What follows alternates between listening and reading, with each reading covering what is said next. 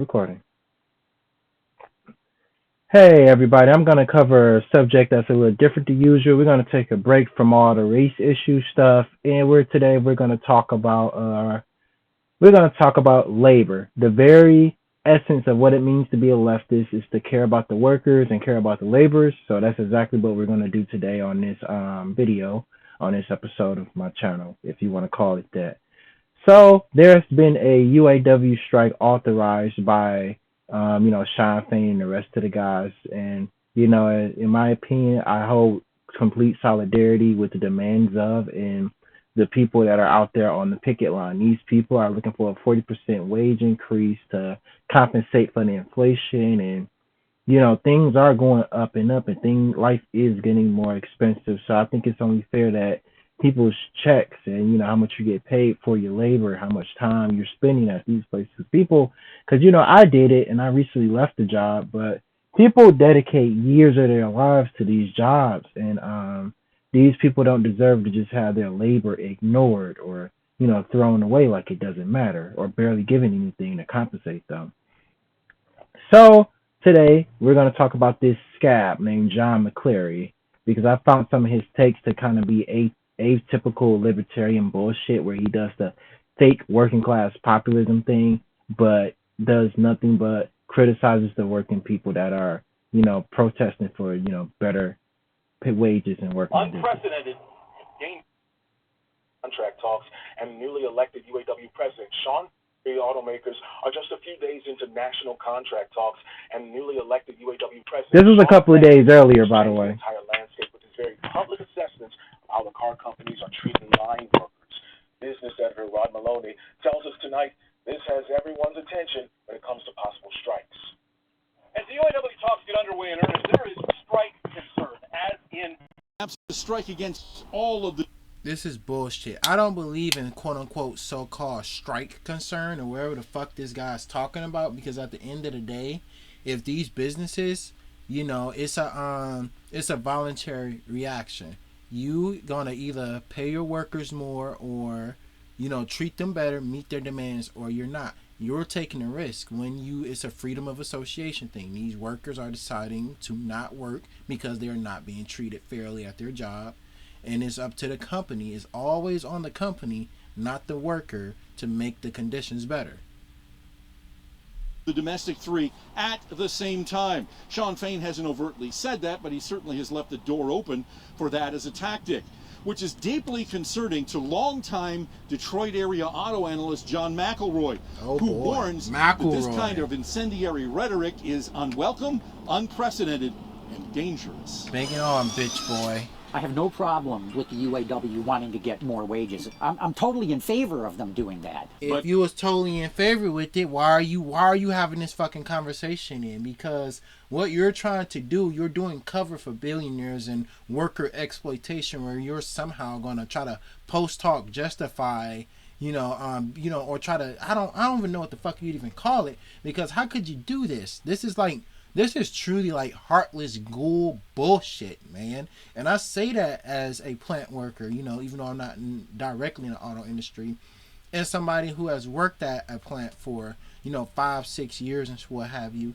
is that this is ghoul ass fucking language where somehow, cause that's what he's gonna say, is that, oh, I agree with the workers wanting more wages, but you don't want to call. It's always like, what's it gonna be, bro? What's it gonna be? I've never seen this video. Is it gonna be inflation? Is it gonna be the increased prices of product? Is it gonna be Vuvuzuela? Is it gonna be, all the innocent? What about the innocent car manufacturer people? How are they gonna pay their bills? What's it gonna be?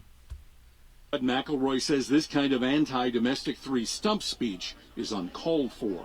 They talk about the workers being their family, but at the end of the day, their actions show that they don't give a damn about their family. They're not family. They don't give a crap about our workers. Not given to similar overstatement, this week McElroy published this piece in Ward's Auto World, saying Sean Fain is playing with dynamite. Who wants to buy a car from a company, as he says, screws their employees? Who wants to Stop fucking over your employees then. That's their fucking problem. The illness is not on the worker. Again, these companies at any fucking point in time can choose to pay their workers better and treat their workers better, but they're deciding not to. This is their responsibility. The fucking spotlight is on them. They could have avoided the strike, which did wind up getting authorized, ironically enough, if they just simply paid their workers better. go work for a company even that he calls the enemy? This is damaging to the industry.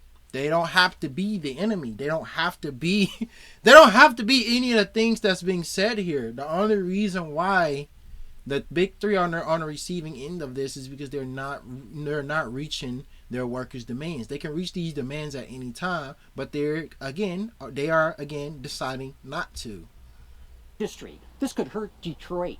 McElroy says the modern auto industry is hugely competitive and a far cry from the sit-down strike days, pointing out the foreign automakers now own more than 50% of the North. If you strike, all the Asian people are going to start making all the cars. What?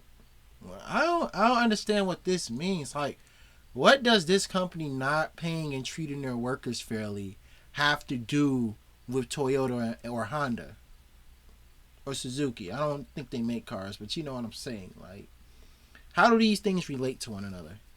Yeah, it's always the foreign person's fault. If you strike, these foreigners are going to start making money. American market share and make millions of vehicles a year with non-union labor. Speaking so openly to see what the fuck I'm talking about? Like, some look at if you lazy unionized auto workers strike, the non-unionized auto workers are going to just take over and you won't have a job and it'll be your fault.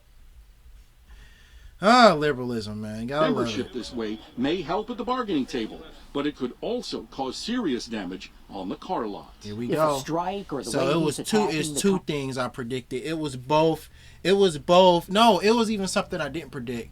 It was foreigners are going to do something, and now we have the increased products of, increased price of the products, and we had who's going to buy a car from a person that calls the auto industry in the enemy, the big three, the enemy.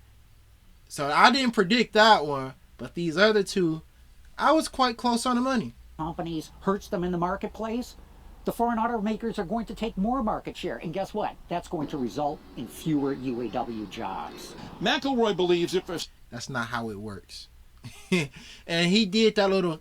When people, I noticed about pundits and politicians, especially right-wing pundits and politicians, they have certain things that they do from time to time when they're lying about the shit that they're saying. He's lying out of his fucking ass. There is in no fucking way, shape, or form where these people are going on strike is going to lead to the foreign auto manufacturers taking completely over America. That's if the strike lasts that long. But if the strike lasts that long and the big three doesn't want to go to the bargaining table, they want to continue their fucking greed, that's their fault at the end of the day, not the workers. You cannot force working people to accept terms and conditions that are not productive to their lives. We always must remember to keep the blame on big business and not on working people that are literally just trying to have their wages keep up with inflation. If strike goes on for, say, a couple of weeks, Detroit and its industry can recover. He says if it goes on for a couple of months, that's a whole different ball game. That's the their problem. Expires September 14th. In Novi, Rod Maloney, Local 4. Again, ghoul bullshit. If they didn't want the strike to happen, they could have at any time raised their wages up and bowed to the demands of the workers. But instead, they want to be fucking prideful and stupid. And now, we have a strike. And I think it's a really good thing. I guess you can say at the end of the day, I do love the resurgence in labor activism because that's what's really going to change things. They say direct action, striking and protesting, and, helping your fellow person, donating to charities or donating to strike funds and, making sure that, even giving water to people on the picket line or bringing them coffee at this point of the year. can really make a difference in our society. People refusing to accept jobs and to do labor for companies that are exploiting them and not paying them enough is the way forward for our society. This is James with a really, really quick video. What is it? 9 minutes. Solidarity with the UAW workers.